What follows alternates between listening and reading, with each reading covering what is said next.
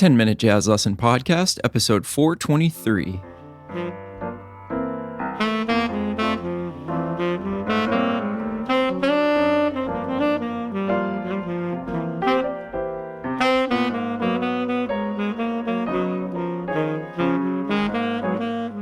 Hey everybody, welcome back to episode 423 of the 10-Minute Jazz Lesson Podcast.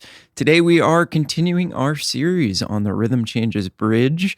We sort of introduced it, talked about what the general lay of the land is on this bridge, and this week we're going to get into some more cool applications, some more things that we can think about that you can put into action right away if you want to. So remember that we are doing rhythm changes in B-flat concert. So the traditional way that we would think about the bridge in its simplest form is like a big circle of fourths starting on the 3. So if we're in the key of B-flat, we've got a D7 chord for 2 bars, which goes to a G7 chord, which goes to C7, which goes to F7, and then we're led back into that last A section. Now, last week we talked about the fact that one of the cool things about the bridge is that we can consider these 5 chords, right? So the first chord you can consider to be a 5 of 6. And then you can consider that 6th chord to be a 5 of 2. And then a 5 of 5. And we talked about some of the finer points of how we can think about that on a more granular level to really inform our playing and to inform what kind of sounds we want to create over this bridge. So if you haven't listened to the last episode, episode 422, go back and check that out because that's really going to frame what we're doing today. But basically the plan is to just give you 2 more layouts, 2 more ways to think about the bridge that could be interesting. Now, the first one, I think, is something that a lot of you may have studied before, or at least heard of, at least know that there's the possibility of this. So if we go over again that like sort of minimum viable articulation of the bridge, it's, D7, G7, C7, F7. So now what we want to do is we want to think about each one of those 2 bar segments as instead of being just the 5 to the next chord, we want to think about it as a 2-5 to the next chord. And actually we did this last week, but now we're just going to spread it out a little bit more. So if you have the PDF, if you're a Patreon member, go ahead and pull that up and follow along with me. And we'll go through the thinking of this. So instead of the first 2 bars of the bridge just being D7 for 2 bars, instead what we're going to do is we're going to think about it as being A minor 7 to D7, 1 bar each. And what that would do is it would lead us to that G7, right? So now instead of just having 5 to 1 in G, which would just be a D7 for 2 bars to G.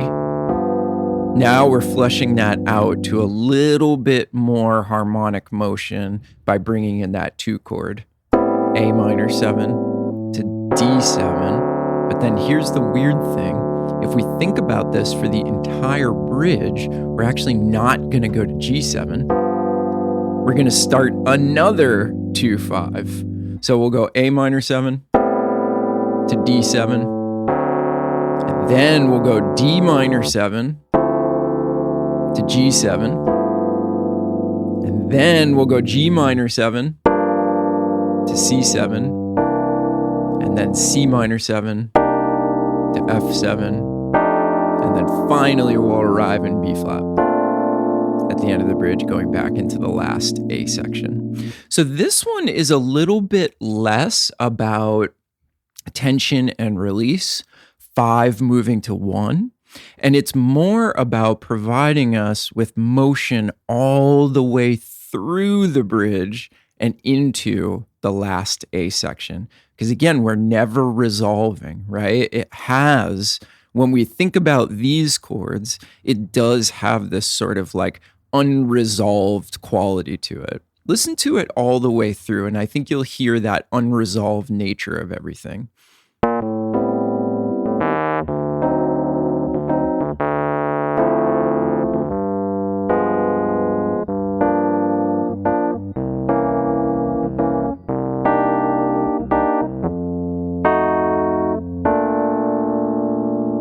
So I think you want to think about that. If you choose to actually do this sort of chord layout on the bridge, you want to think about the fact that really it's going to carry you through the entire bridge without resolving really until we hit that B flat chord going back into the last A section.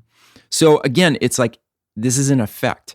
We're doing all this stuff to create an effect. All right. And that's the particular effect that this first layout in this week's episode is going after.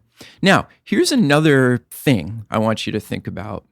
The rhythm section that you're playing with is not going to know exactly how you approach the bridge. And therefore, they're going to go into the bridge however they're going to go into the bridge. So you want to think about the fact that the rhythm section might just be playing D7 for 2 bars. But if you're thinking about A minor 7 to D7, that's totally cool. And actually, it provides a really interesting sound. Because if the rhythm section is playing D7, and you're thinking about the shape of an A minor 7 chord, and maybe you're outlining it, it actually sounds great. And then you drop into D7, it's just awesome. It's providing a lot of harmonic interest by you just thinking about a different chord than maybe the rhythm section is playing, right? So we shouldn't be afraid of that. We shouldn't be like, oh, well, what if the rhythm section is not playing that chord? Actually, that might be a really, really good thing if you're thinking about something different. Because think about this for a second. A minor 7, the chord scale that goes along with that, is exactly the same chord scale that goes along with D7, right? So it's not like you're going to be playing in some wildly different key. It's just you might be thinking about a different shape, which is where a lot of the interest in this music comes from. Okay? So there's the first iteration that we'll go over this week. And then the second one, this one's fun. This one's going to really, if you've never done it before, maybe unlock some brand new sounds for you that you've never attempted to play. And it's simply just based off of what we call the tritone substitution. So if you look at your PDF, the second example shows D7 for a bar and a half. But then in the last 2 beats before we go to G7, what we do is we think about A flat 7. And then we drop into G7. So again, we're back into this tension and release here. So if you think about D7, and we go up a tritone from D, we get A flat. So that's literally the definition of the tritone substitution. We're just substituting the dominant 7th chord a tritone up from where we are. But then it has this really cool resolution that goes down a half step to our target chord, to our release chord. Okay. And we're just going to do that on every chord of the bridge. So it's D7, 1, 2, A flat, G7, 1, 2, D flat 7, C, F sharp, F, B, down to B flat. What a cool sound, right?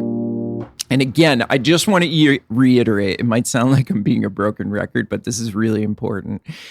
It's actually going to be more effective if the rhythm section isn't doing that, right? So if we take the D7 going into G, and the rhythm section is just thinking 2 bars of D7 going into G7, but you as the soloist, you're thinking about that A flat chord in the last 2 beats of that D7 chord, man, it's going to sound good, right? Because let's just say that you very, very clearly outline an A flat 7 chord while the rhythm section is playing this D7. You go like this, and then you drop into G7 and you resolve it. Wow, that sounds really good, doesn't it? And we have all these different shapes we could use.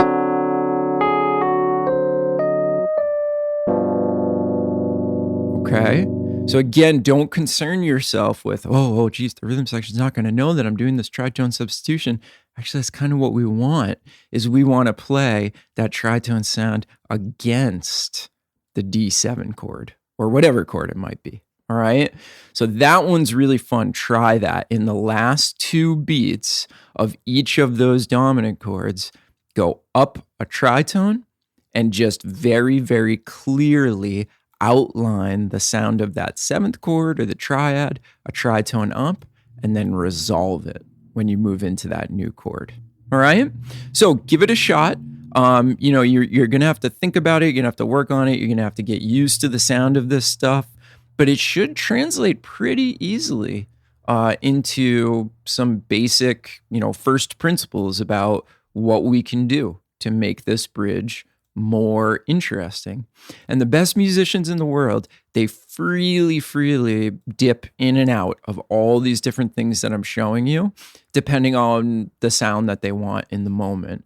But you can be sure that most of them have actually studied these things and gone over it slowly in the practice room and really worked it out first so that they have access to it when they're in the moment, when they're just expressing themselves. They have all these different colors on their palette that they just have free access to. Okay. So again, the $3 members will get access to the PDF. You've already got a backing track. And then the $5 members, I will make a new trading track for you this week so you can actually try this stuff in real time and just see how it goes. And that's really going to inform you on what you need to work on, right? Maybe you can do it right away. Maybe it's going to take a lot of work for you to be able to do it. Either way, totally fine. It's work that I think is really important to do. So if you're not sure what I'm talking about, $3 members, $5 members, well, the way we support this podcast, we don't do any ads here, is by listeners just like you supporting us in the form of a small monthly donation. And in return for that donation, you do get a bunch of jazz education materials and all the stuff that you need to work on this stuff on a really, really deep level. To find out more about that, you can go to our website, 10minutejazzlesson.com, click on one of the Patreon banners, or you can go to patreon.com and you can search for the 10-Minute Jazz Lesson podcast. You get all that info. As soon as you sign up, you get instant access to actually every episode that we've ever done. So that's a great way to support us. Make sure the podcast keeps coming out and get a bunch of really fantastic stuff in return. Quick shout out to some new patrons this week. Thank you to Rye, Simon, Nico, Dave, and Dirk. Thank you so much for signing up to support the show and becoming a part of the 10-Minute Jazz Lesson family. And of course, to the over 350 members we have over there supporting the show. Thank you. Couldn't do this without you. If you want to join up, 10minutejazzlesson.com, click on one of the Patreon banners or patreon.com and search for the 10-Minute Jazz Lesson podcast. Have fun with this stuff. Got more planned for you next week. We'll dive even deeper into the rabbit hole of what we can do to make this bridge as interesting as possible and harness that tension and release. So have fun. Have a great weekend, and we'll talk to you soon. Bye, everybody.